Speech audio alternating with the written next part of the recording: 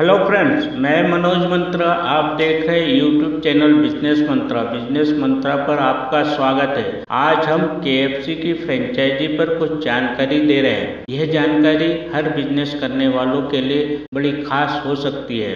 KFC की शुरुआत सन 1932 में किया गया था।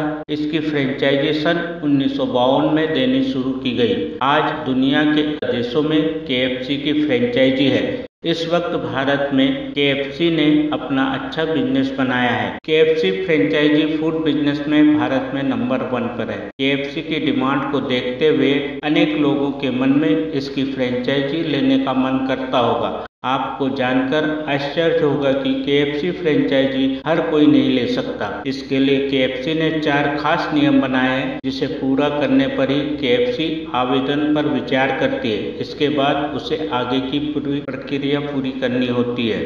पहला नियम, भारत में केएफसी की फ्रेंचाइजी लेने के लिए नेट वर्थ 9 से 10 करोड़ रुपए के बीच होना चाहिए। इसके साथ ही 5 करोड़ रुपए तक की संपत्ति कैश के रूप में आवेदक के पास में होनी चाहिए, या फिर ऐसी संपत्ति होनी चाहिए जिसे जल्दी से कैश में बदला जा सके। दूसरा नियम, केएफसी उन्हीं लोगों को फ्रेंचाइजी देने पर विचार करती है जिनको पहले से ही रेस्टोरेंट चलाने का अनुभव हो या फिर केएफसी में काम किया हो। तीसरा नियम, केएफसी की फ्रेंचाइजी अप्लाई करने वाले आवेदक की मार्केट वैल्यू होने के साथ साथ बैंक वैल्यू भी होनी चाहिए। उस पर किसी प्रकार का बैंक का कर्ज न हो।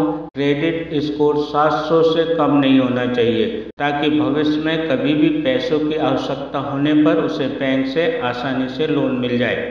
चौथा नियम, केएफसी अपनी रेसिपी के लिए पूरी दुनिया भर में प्रसिद्ध है। वह अपने कस्टमर को हमेशा अपनी ओर आकर्षित करके रखना चाहती है। इसके लिए जरूरी है केएफसी के प्रति लगन होना। जो भी केएफसी की फ्रेंचाइजी लेना चाहता है, उसे केएफसी के प्रति लगन और समर्पण होना जरूरी है। इन चारों टर्म्स पर परफेक्ट बैठते हैं, वे केएफसी की फ्रेंचाइजी के लिए ऑनलाइन आवेदन कर सकते हैं। आवेदन स्वीकार होने के बाद बात आती है केएफसी फ्रेंचाइजी की लागत की। इसे भी जान लें। भारत में केएफसी फ्रेंचाइजी खोलने के लिए कंपनी फ्रेंचाइजी फीस के रूप में 2 करोड़ रुपए लेती है। रेस्टोरेंट की सजावट का खर्च फ्रेंचाइजी लेने वालों को करना होता है। रेस्टोरेंट की सारी सजावट उनके द्वारा दिए गए डिजाइन के मुताबिक करना होगा। खाने का सामान उनके यहाँ से मंगवाना होगा। यह सब लेकर 3 करोड़ और समझ ले। इसके साथ ही पूरी कमाई का 5% रॉयल्टी एवं 5% एडवर्टाइज चार्ज के रूप में देना होता है। ना ही नहीं, 2 से 3 वर्ष के बाद फ्रेंचाइजी रेन्यू करवानी होती है। इनके अलावा भी फ्रेंचाइजी के लिए कई तरह के दस्तावेज जमा करने होते हैं। फ्रेंचाइजी से संबंधित सभी दस्तावेज, जैसे जमीन किसकी है और उस जमीन पर किसका हक है, संपत्ति के सारे प्रूफ देना होता है। भारत में केएफसी की फ्रेंचाइजी के लिए आवेदक को आधार कार्ड, पैन कार्ड एवं वोटर आईडी की फोटोकॉपी जमा करनी पड़ती है।